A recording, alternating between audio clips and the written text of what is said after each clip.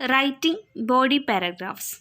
Paragraph in academic vocabulary refers to body paragraphs or the main paragraphs of an essay.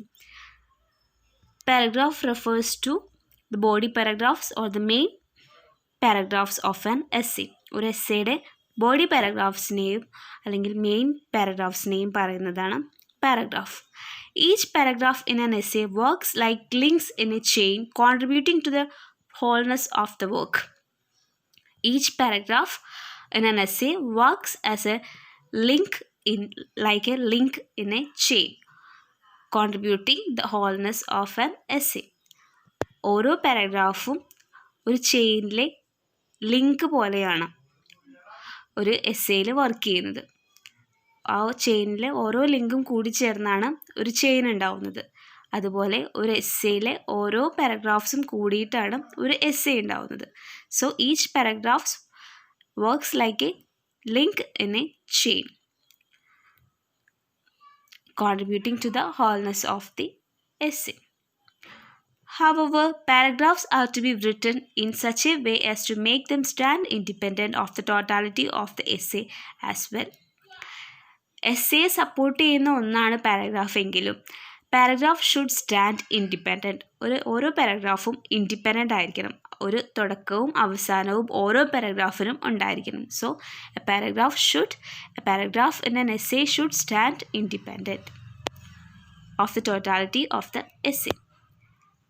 Each paragraph gives complete idea with necessary explanation, illustrations, quotations and other forms of substantiation. ഓരോ പാരഗ്രാഫും ഒരു complete idea നൽകിയിരിക്കണം. അതിന് ഒരു കാര്യത്തെക്കുറിച്ച് സംസാരിക്കുമ്പോൾ, ഒരു sub ടോപ്പിക്കിനെ കുറിച്ച് സംസാരിക്കുമ്പോൾ അതിന് വേണ്ട നെസസറി എക്സ്പ്ലനേഷൻസും ഇല്യൂസ്ട്രേഷൻസും കൊട്ടേഷൻസും അതുപോലെ മറ്റ് സബ്സ്റ്റാൻഷിയേഷൻസും ആ പാരഗ്രാഫിൽ തന്നെ കൊടുത്തിരിക്കണം. Remember the following points to make your understanding of paragraphs clear. ഇനി പാരഗ്രാഫിനെ കുറിച്ചുള്ള മറ്റ് ചില ഡീറ്റെയിൽസ് നോക്കാം. The purpose of a paragraph is to present one idea. Purpose of a paragraph എന്ന് പറഞ്ഞാൽ is to present one idea. ഒരു എസ്സേയിൽ ഒരുപാട് ഐഡിയാസ് ഉണ്ടായിരിക്കും. അതിലെ ഓരോ ഐഡിയയും ഓരോ പാരഗ്രാഫിലാണ് പറഞ്ഞിട്ടുണ്ടായിരിക്കുക. So purpose of a paragraph is to present one idea. And second, to present a topic sentence and supporting points, it may be necessary to write 5 to 10 sentences in a paragraph. ഒരു പാരഗ്രാഫിൽ topic സെൻറ്റൻസും supporting പോയിൻറ്റ്സും ഉണ്ടായിരിക്കും. അതായത് ഒരു ടോപ്പിക്കിൽ main എന്ത് പോയിൻറ്റിനെ കുറിച്ചാണ് സംസാരിക്കുന്നത് ആ പോയിൻറ്റും അതുപോലെ ആ പോയിൻറ്റിനെ സപ്പോർട്ട് ചെയ്യുന്ന പോയിൻറ്റ്സുമാണ് ഒരു പാരഗ്രാഫിൽ ഉണ്ടായിരിക്കുക.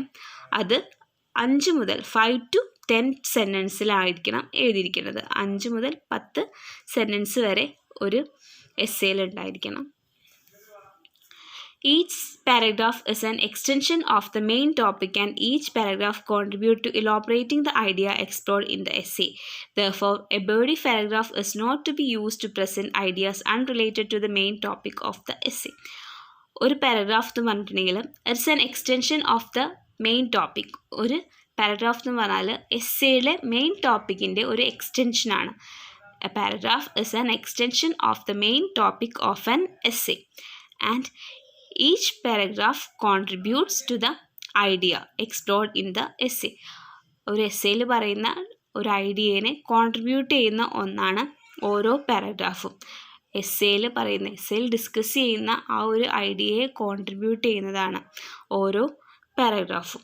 So it should not present unrelated ideas to the topic of the essay. അതുകൊണ്ട് തന്നെ ഈ ടോപ്പിക് റിലേറ്റ് അല്ലാത്ത ഒരു കാര്യവും ഒരു പാരഗ്രാഫിൽ ഡിസ്കസ് ചെയ്യരുത്. You may be required to use certain expressions like therefore, thus, however, hence, furthermore, nevertheless, consequently, still, moreover and meanwhile. ഇങ്ങനെയുള്ള എക്സ്പ്രഷൻസൊക്കെ ഒരു പാരഗ്രാഫിൽ യൂസ് ചെയ്യണം. ടു ഇൻഡിക്കേറ്റ് ട്രാൻസിഷൻ ആൻഡ് കൺക്ലൂഷനും ട്രാൻസിഷനും ഒക്കെ ഇൻഡിക്കേറ്റ് ചെയ്യാനായിട്ട് ഇങ്ങനെയുള്ള എക്സ്പ്രഷൻസ് യൂസ് ചെയ്യണം. Be conscious of your vocabulary. It is always better not to use same words often. ഒരു essay എഴുതുന്ന സമയത്ത് you should not use same words again and again. Each sentence in a paragraph has a function. A sentence may serve as a topic sentence, substantiation, conclusion or transition. ഒരു പാരഗ്രാഫിലെ ഓരോ സെൻറ്റൻസിനും ഓരോ purpose ഉണ്ട്. ഒരു sentence topic sentence ആയിരിക്കും, ചിലത് substantiation ആയിരിക്കും, ചിലത് conclusion ആയിരിക്കും. You are expected to take responsibility for all the statements you make in a paragraph while elaborating a point. നിങ്ങളുടെ പാരഗ്രാഫിൽ പറയുന്ന ഓരോ സ്റ്റേറ്റ്മെൻറ്റ്സിനും you are responsible. For all the statements you make in a paragraph, you are responsible. So, paragraphs refers to body paragraphs or main paragraphs of an essay. Each paragraph in an essay works like a link in a chain. Paragraphs should be stand independent. It should contribute to the wholeness of the work, but a paragraph should be independent itself. That is, a paragraph should have a complete idea with necessary explanations, illustrations, quotations, and other forms of substantiation. The purpose of a paragraph is to present an idea. It should have 5 to 10 sentences. A paragraph should have 5 to 10 sentences, and each paragraph is an extension of the main topic. So, you should not present any ideas unrelated to the main topic of the essay. You may use expressions like therefore, this, however, hence, furthermore, nevertheless, consequently, still, moreover, and meanwhile to indicate transition, conclude, or conclusion. You should be careful about your vocabulary. You should not use same words again and again. Each sentence of a paragraph has a function. A sentence may serve as topic sentence, substantiation, or conclusion or transition.